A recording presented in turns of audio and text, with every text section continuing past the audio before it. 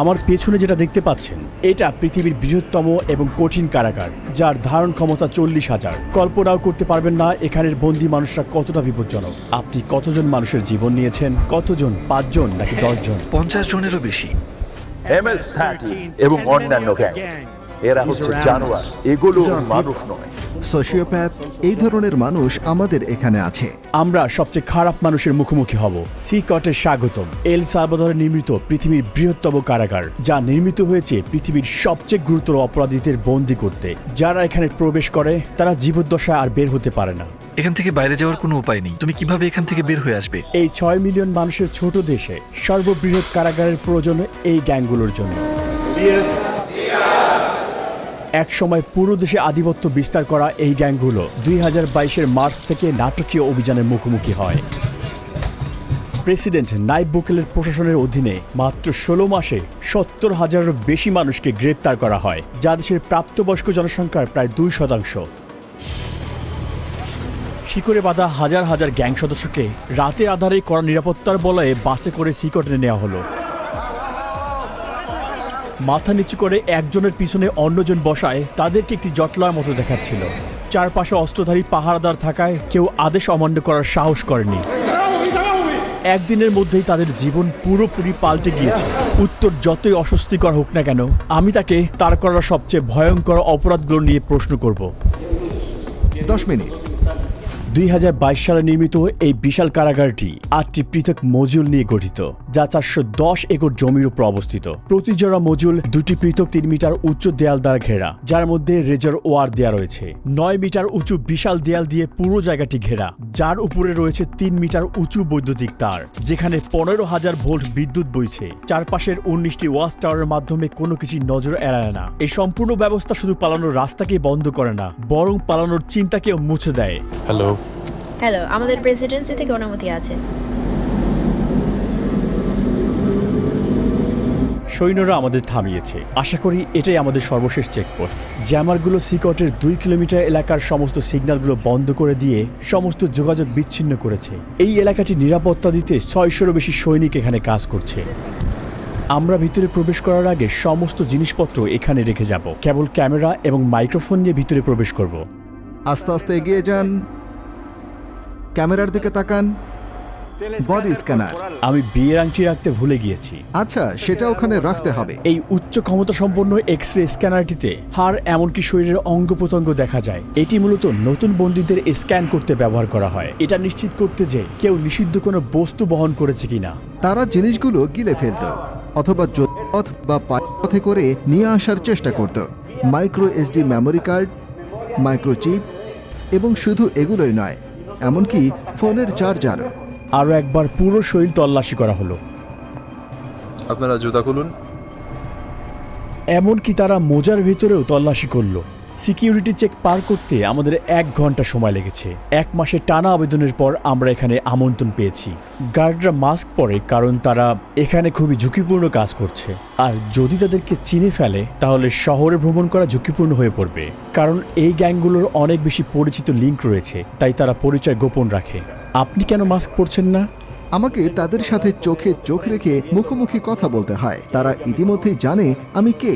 আমরা এখন নিবন্ধন রুমে। এটা শুধু বন্দীদের জন্যই। যখন অপরাধী রাস্তায় ধরা পড়ে তাদের আইডি থাকে না এবং তারা নাম বলে না। এ কারণেই তাদের ফিঙ্গারপ্রিন্ট এবং ছবি তুলে সিস্টেমে নিবন্ধন করা হয়।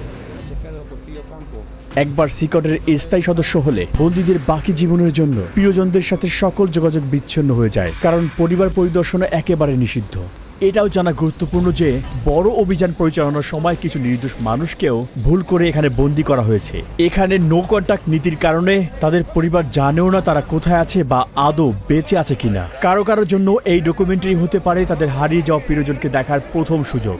বন্দীরা যেখানে প্রবেশ করে সেই মডিউলগুলো প্রবেশের আগে আমরা এখানে অস্ত্রাগারটি পরিদর্শন করি। যে কোনো বিদ্রোহের জন্য এটি খুবই গুরুত্বপূর্ণ, কারণ তারা পৃথিবীর সবচেয়ে বিপজ্জনক মানুষ। আমরা T65 রাইফেলের মতো অস্ত্র ব্যবহার করি, যা M16 রাইফেলের মতো। আমাদের কাছে আরও একটি অস্ত্র আছে, যা হলো 12 গেজ শটগান। একটি সিগ শাওয়ার রাইফেল সংকীর্ণ স্থানে আমাদের চলাফেরা সহজ করে। যখন অপরাধীদের বন্দি করে বাসে নিয়ে যাওয়া হয় তাদের চলাচল সীমিত করতে এবং আক্রমণের ঝুঁকি কমাতে হাত করা এবং শিকল পরানো হয়।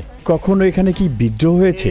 এখন পর্যন্ত কোনো পালানোর চেষ্টা হয়নি। এখানে আমরা অপরাধী সংগঠনগুলোর সবচেয়ে খারাপ মানুষদের পেয়েছি। বিদ্রোহ সুরক্ষা গিয়ারের মধ্যে রয়েছে head protection, face shield, neck protection, anti trauma vest, leg protector, shin guard এবং সর্বোপরি একটি ঢাল। সাধারণত কারাগারে বন্দীরা যে কোনো ধরনের হাতে তৈরি অস্ত্র তৈরি করে, যেমন সুচ, ছুরি। তারা সম্পূর্ণ সুরক্ষিত। দেখতে পাচ্ছেন কিভাবে তার পা সুরক্ষিত আছে। যেহেতু কারাগারটি অনেক বড় তাই আমাদের বাসে চড়তে হচ্ছে। আমরা এখন মজুল এলাকায় প্রবেশ করছি। দেশকে নিরাপদে রাখতে 1000 কর্মী সিকটের ভিতরে কাজ করছে। এটা যদিও অসম্ভব, কিন্তু চলুন কল্পনা করি যে কোনো বন্দী এখান থেকে বেরিয়ে এলো। এই সমস্ত পাথরগুলো ইচ্ছে করেই এখানে রাখা হয়েছে, কারণ তারা যখন এটার উপর দিয়ে হাঁটবে এটা অ্যালার্ম সিস্টেমের মতো কাজ করবে, যা শব্দ তৈরি করবে এবং চুপচাপ হাঁটতে পারবে না। তারা কি পালানোর চেষ্টা করেছে? না। তারা কি চেষ্টা করতে পারে? কঠিন, কারণ তাদের একটির পর একটি নিরাপত্তা বলয়ের মধ্য দিয়ে যেতে হবে। বাইরের হস্তক্ষেপ রোধ করতে সিকট তার নিজস্ব অবকাঠামো নিয়ে একটি বিচ্ছিন্ন এলাকায় নির্মিত হয়েছে, যার মধ্যে রয়েছে বৈদ্যুতিক এবং পয় নিষ্কাশন ব্যবস্থা।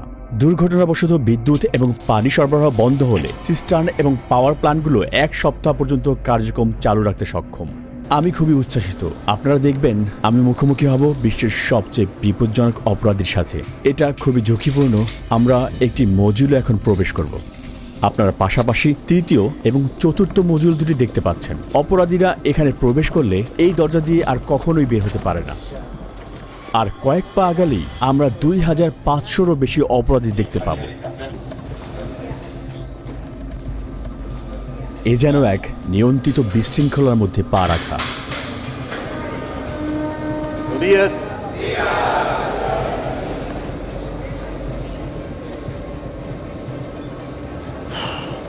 খুবই উত্তেজনাপূর্ণ মুহূর্ত। তাদের চোখ আমার দিকে আর আমার পদক্ষেপ অনুসরণ করছে। তাদের সাথে আমার আই কন্ট্যাক্ট হচ্ছে। তারা সংখ্যায় অনেক বেশি। আমি বাকরুদ্ধ। আমি নিজের অজান্তেই অস্বস্তি অনুভব করছি। অপরাধীরা সবাই সাদা শার্ট, শর্টস আর স্লিপার পরেছে, অন্য কোনো জিনিসপত্র নেই। বেশিরভাগই জীবনের প্রথম অর্ধে, অর্থাৎ 20 বছর বয়সী, কিন্তু প্রত্যেকেই গুরুতর অপরাধে দণ্ডিত। এমনকি সবচেয়ে কম অপরাধীরও গড়ে প্রমাণিত 20 থেকে 30টি ঘটনা রয়েছে। কিন্তু এখানের কিছু অপরাধী শত শত নিরপরাধ মানুষের জীবন কেড়ে নিয়েছে। আমি বন্দীদের প্রশ্ন করতে পারি? না না না, যদি আপনার কোনো প্রশ্ন থাকে আমি সেগুলোর উত্তর দিতে পারি। আর তারা যদি আমার সাথে কথা বলতে চায় তাহলে আপনি কি করবেন? আমি তাদের এটি করতে দেব না। তারা জানে যে নির্দেশনা মানতে না পারার জন্য পরবর্তীতে শাস্তি হতে পারে। এদের মধ্যে কোন গ্রুপ নেতার সাক্ষাৎকার নিব এটা জানতে প্রচণ্ড আগ্রহী। আমাদের জন্য এই হলুদ লাইন পার হওয়া সম্পূর্ণ নিষিদ্ধ, কারণ তারা পৃথিবীর সবচেয়ে বিপজ্জনক মানুষ। আমাদের মাঝে যদি রেলিং না থাকতো, সবাই জানে এখন কি ঘটতে পারত। মেগা কারাগারের 8টি মডিউলের প্রতিটি 32টি সেল নিয়ে গঠিত। প্রতিটি সেলে প্রায় 80 জন বন্দী থাকে, তবে এই সংখ্যা 150 পর্যন্ত পৌঁছতে পারে। সম্পূর্ণ ধারণ ক্ষমতা পূর্ণ না হওয়া সত্ত্বেও বর্তমানে প্রতিটি বন্দীর জন্য মাত্র 0.5 বর্গমিটার স্থান বরাদ্দ রয়েছে। এখানে নেই পর্যাপ্ত আলো বাতাসের ব্যবস্থা, নেই আঙিনায় হাঁটার অনুমতি। এখানে থাকা প্রতিটি অপরাধীকে এতটাই দীর্ঘায়িত এবং কঠিন শাস্তি দেওয়া হয়েছে যা আপনি আপনার জীবনেও ভাবতে পারবেন না। এই সমস্ত বন্দীরা কখনোই বের হতে পারবে না। তারা কখনোই সূর্যের আলো দেখতে পাবে না। একমাত্র এখানে আসার বা এখান থেকে বের হওয়ার অনুমতি রয়েছে কেবল এখানকার কর্মীদের এবং আমাদের মতো মিডিয়াদের। কখনোই এই বিল্ডিং থেকে বের হতে পারবে না। আপনি যদি তাদের চেহারার দিকে তাকান, তাদের আত্মায় শূন্যতা দেখবেন। ভবিষ্যৎ নিয়ে তাদের কোনো আশা নেই। তাদের দেখতে মনে হয় রোবটিক। তাদের জীবন পুরো একঘেয়েমি। এই খোলা জায়গাটি তাদের টয়লেটের জন্য। তাদের মাত্র 2টি টয়লেট রয়েছে 80 জন বন্দীর জন্য। এটা আসলে খুবই লজ্জাজনক। এর মাধ্যমে এই পুরো বন্দীদের আত্মবিশ্বাস আসলে ভেঙে যায়। এই একই জায়গায় যেখানে তারা টয়লেট করে, সেই একই জায়গায় তারা গোসলও করে। নিজেদের পরিষ্কার করতে তারা প্লাস্টিকের ডিপার এবং একটি শেয়ার করা বেসিন ব্যবহার করে। এখানে কোনো পানির প্রবাহ নেই। এই বন্দীরা পানি পান করার জন্য একটি নীল ব্যারেলের উপর নির্ভর করে। তারা সবাই এখানে ঘুমায় এই ধাতব ব্যাংকে। কোনো বালিশ কিংবা কোনো গদি নেই এখানে। প্রতিটা বন্দী শুধুমাত্র প্রয়োজনীয় জিনিস পায়, একটি সাদা চাদর, একটি ইউনিফর্ম, মোজা, স্লিপার এবং একটি তোয়ালে। তারা আর কিছুই পায় না। বন্দীরা এখানে সারাদিন 4 স্তরের বেডে কাটায়। তারা এখানে গোডাউনে রাখা জিনিসপত্র মতোই খুব জড়ো হয়ে থাকে। স্বাস্থ্য এবং শৃঙ্খলা রক্ষার অংশ হিসেবে বন্দীরা 2 সপ্তাহ পর পর শেভ করে। এছাড়াও লম্বা চুল বা দাড়িতে তারা ধারালো বস্তু লুকিয়ে রাখতে পারে। একবার দেখা যাক, শার্ট খুলে এখানে লাইন ধরে দাঁড়ান। এখন তারা সবাই শার্ট খুলছে। এই বন্দীরা একসময় MS-13 এবং ব্যারিও 18 গ্যাংয়ের সদস্য ছিল, যারা এল সালভাদরের পাড়া এবং মহল্লা নিয়ন্ত্রণ করত। এছাড়াও এই গ্যাংগুলো স্থানীয়দের কাছ থেকে টাকা ছিনতাই করত এবং ভোগান্তি দিত। তাহলে এখানে ব্যারিও 18 এবং MS-13 গ্যাংয়ের সদস্যরা একসঙ্গেই রয়েছে। হ্যাঁ, ঠিক এমনই। পুরো মডিউল একই রকম। তারা সবাই এমনভাবেই জীবনযাপন করে।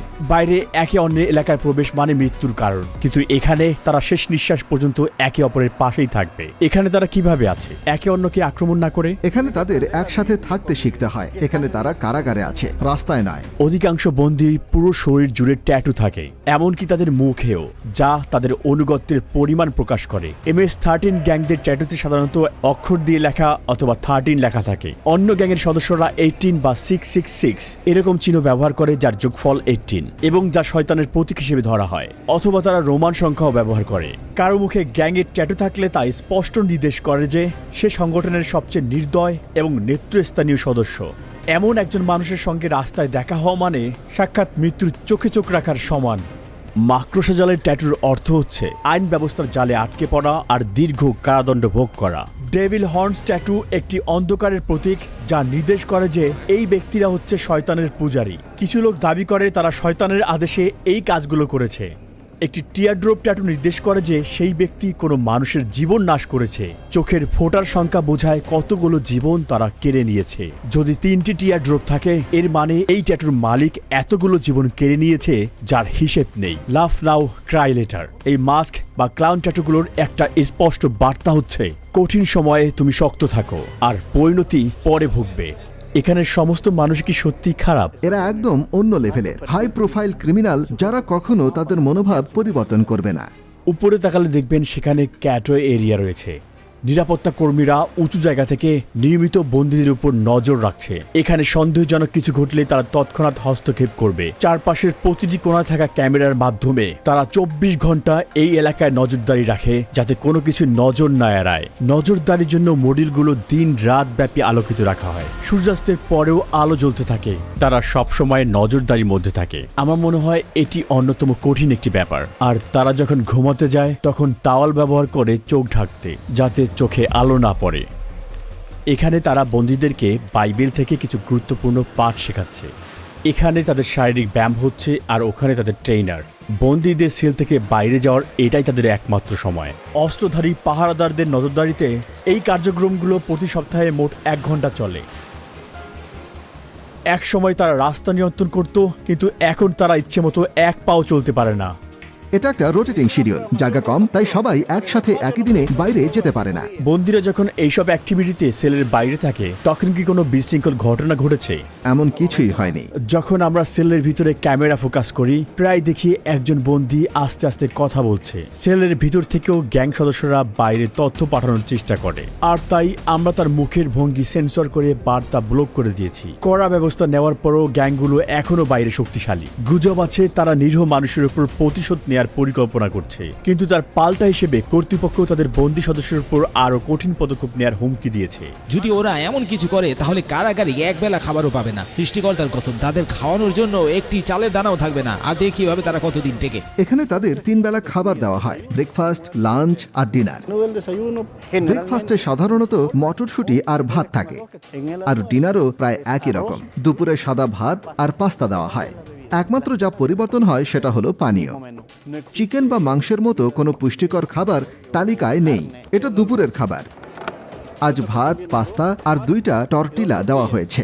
খাবারের মেনু কি পরিবর্তন করা হয়? না, প্রতিদিন একই। হ্যাঁ, সবসময় একই থাকে। ফ্রেশমেন্ট।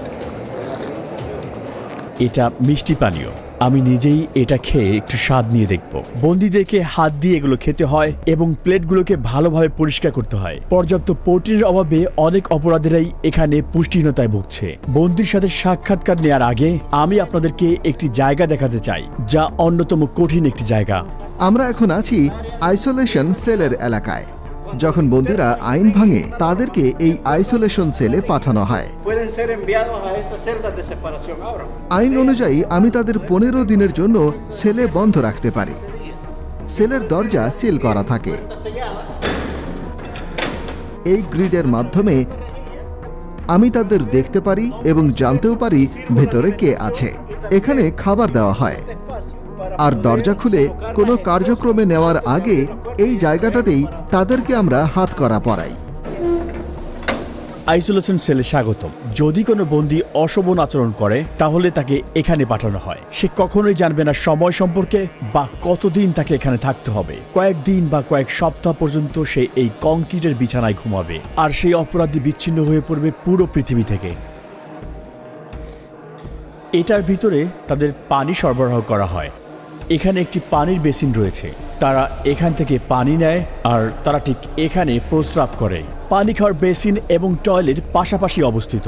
এই টয়লেটটি দেখে মনে হচ্ছে এটি খুব সদ্যই ব্যবহার করা হয়েছে, আর তাই এটি এখনো নোংরা হয়ে আছে। এখানের একমাত্র আলোর উৎস হচ্ছে এই ছোট্ট ছিদ্র, যা দিয়ে খুবই সামান্য পরিমাণ সূর্যের আলো আসে, এবং এটি বাতাসেরও একমাত্র উৎস। আপনার মতে এই আইসোলেশন রুমের সবচেয়ে কঠিন বিষয় কোনটি? ভিতরে আপনি নিজের হাতও দেখতে পারবেন না, তাই যখন কাউকে আইসোলেট করা হয় তার জন্য কিছু একটা থাকা প্রয়োজন, একটা বই অথবা কিছু একটা, যাতে তার মন শান্ত থাকে। কিন্তু এখানে তাদের সেরকম কিছুই নেই। যতই কঠিন অপরাধী হোক না কেন, এই ধরনের আইসোলেশন তাদের মানসিকভাবে ভেঙে ফেলে। এটা এখানকার অপরাধীদের জন্য জরুরি, যারা একসময় সৃষ্টিকর্তার মতো নির্ধারণ করত কে বাঁচবে আর কে মরবে। তারা ক্ষমা চাইতে পারে, আর সৃষ্টিকর্তা তাদের ক্ষমা করুক। কিন্তু এখানে ভিকটিমদের প্রতি ন্যায় বিচার নিশ্চিত করা আবশ্যক, আর এটা তাদের সর্বনিম্ন প্রাপ্য। এখন আমরা সাইকো নামের একজন কয়েদির সাক্ষাৎ নিব। তার অপরাধের ইতিহাস 34 বছরেরও বেশি, আর গত 25 বছর ধরে সে একটা বড় সংগঠনের নেতৃত্ব পর্যায়ের সদস্য। 10 মিনিট। এমনকি এই বন্দির চারপাশে নিরাপত্তা দিতে 10 জন গার্ডও পর্যাপ্ত নয়। মাস্ক খুলুন। আপনার নাম কি? আমার নাম মার্ভিন এর্নস্টো। আপনার বয়স কত? 41 বছর। 41-এর মতো দেখাচ্ছে না, মনে হচ্ছে 35 বছর বয়স। এটা শুনে ভালো লাগলো, কারণ আমি মনে করি আমার বয়স বেড়ে গেছে। আপনার ট্যাটু দেখতে পারি? MS-13। আপনি কত সালে ওই সংগঠনে যোগ দিলেন? 2004 সালে, কিন্তু আমার অপরাধের রেকর্ড 11 বছর বয়স থেকেই শুরু। আপনি কিভাবে প্রথম জড়িয়ে পড়লেন? যখন কোনো ছেলের শুধুমাত্র তার মা থাকে আর সেই মা কাজেই ব্যস্ত থাকে, তখন সেই ছেলে রাস্তায় বেরিয়ে আসে সাহায্যের জন্য কিছু খোঁজে। আমি ভাবলাম আমার মা গরিব, আমার জুতোর দরকার, কাপড় চাই, আর শুরু করলাম চুরি। তারপর বাবার মতো কাউকে খুঁজে ফিরি, কারণ আমি বাবাহীন ছিলাম, তাই গ্যাংয়ের দিকে আকৃষ্ট হলাম। একসময় একটা খুন করলাম, আর তারপর এল সালভাদর চলে এলাম জীবন পাল্টানোর জন্য। কিন্তু এখানে আরো গ্যাং ছিল, আবার একই কাজ করতে শুরু করলাম। তারপর শেষমেশ জেলে ঢুকলাম। আমি সবসময় সেই ধরনের মানুষ ছিলাম যারা কোনো কিছু মনস্থির করলে সেটাই অর্জন করতে চায়, আর আমি এখানে এসে সবকিছুই অর্জন করেছি। কিন্তু এখন আমি এখানে আছি। এভাবেই শয়তান মানুষকে পরিশোধ করে। আচ্ছা, এটা কি সত্যি এই অপরাধ সংগঠনে যোগ দিতে হলে কাউকে হত্যা করতে হয়? হ্যাঁ। আপনি কাকে হত্যা করেছেন? সেটা কি আপনার আত্মীয়? আমি সত্যিই মনে করতে পারি না কতজনকে হত্যা করেছি, কিন্তু হ্যাঁ, কারণ গ্যাংয়ের জন্য এলাকা থাকা প্রয়োজন। আমি আমার মা, বাবা, ছেলে সবকিছুই হারিয়েছি এই গ্যাংয়ের কারণে। আমি যদি USA তে থাকতাম তাহলে পরিবার নিয়ে সুন্দর জীবন কাটাতে পারতাম, কিন্তু আমরা ভুল সিদ্ধান্ত নিয়েছিলাম, যার ফল ভোগ করছি। এই জন্য আমি যুবকদের বলি, স্কুলে যাও, তোমার মা বাবার কথা শোনো, সেই মতো চলো। আমরা যেভাবে এখানে বেঁচে আছি সেরকম জীবন বানিও না। এর থেকে বের হওয়ার কোনো পথ নেই। আপনি কতজনের জীবন নিয়েছেন? 5 জন, 10 জন, কতজন? না, জেলের পরে আমি যা করেছি সে সম্পর্কে যদি আপনি কথা বলেন তাহলে হয়তো 50 জনের কিছু বেশি হবে। কখনো কখনো এটা করতে হতো। আপনি কিভাবে এত ঠান্ডা মস্তিষ্কের এবং নির্মম হয়ে উঠলেন?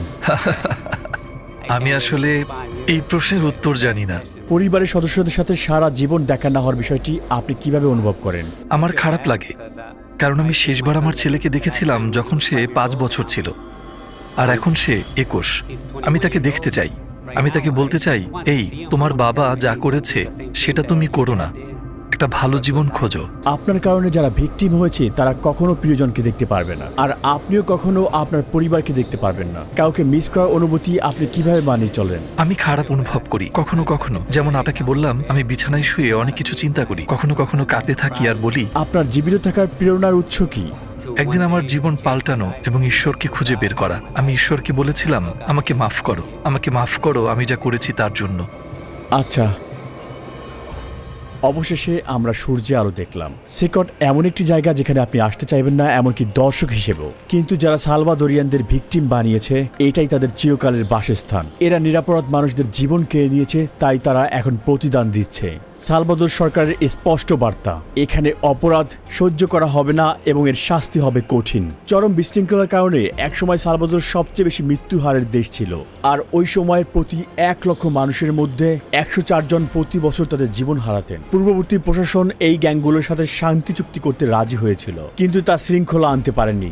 যদিও বর্তমান সরকারের পদ্ধতিগুলো বিতর্কিত, তবুও 2023 সালের মধ্যে এই সংখ্যা নাটকীয়ভাবে কমে দাঁড়িয়েছে প্রতি 1 লক্ষে 2.4, যা এল সালভাদরকে প্রথমবারের মতো সবচেয়ে সুরক্ষিত দেশগুলোতে জায়গা করে দিয়েছে। শান্তি ফিরে এসেছে এবং এই ফলাফল অস্বীকার করার কোনো সুযোগ নেই। কিন্তু যাদের অন্যায়ভাবে কারাগারে বন্দী করা হয়েছিল তাদের কি হবে? বিশৃঙ্খলা নিয়ন্ত্রণ করতে এটাই কি সঠিক ন্যায় বিচার? আর এটা কি স্থায়ী সমাধান নাকি অস্থায়ী সমাধান? এখন পর্যন্ত এই উত্তর স্পষ্ট নয় এবং সমস্ত পৃথিবী তাকিয়ে আছে। ডকুমেন্টারি দেখার জন্য ধন্যবাদ। সাবস্ক্রাইব করতে ভুলবেন না। দেখা হবে নতুন ভিডিওতে। সাথেই ছিলাম রুহি চ্যানেল।